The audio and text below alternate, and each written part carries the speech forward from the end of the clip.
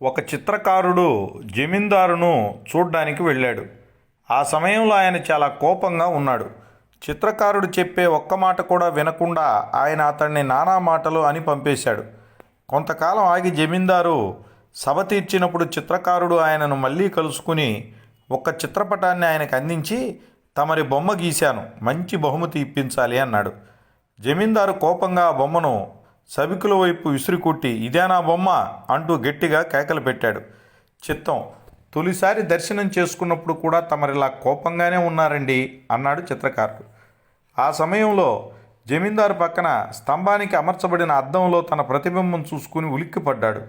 అది చిత్రకారుడు గీసిన తన బొమ్మలాగే ఉంది. సభికులు జమీందారు చిత్రపటాన్ని చూసి ఆశ్చర్యపడ్డారు. అప్పుడు సభలో ఎలా ఉన్నాడో బొమ్మలో కూడా అలాగే ఉన్నారు.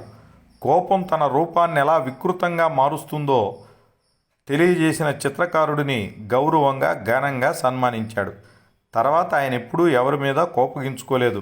అందుకనే కృష్ణ భగవానుడు చెప్తాడు, నరకానికి 3 ద్వారాలున్నాయి, అందులో కోపం ఒకటి, క్రోధం ఒకటి, కోరిక ఒకటి. జాగ్రత్త సుమా.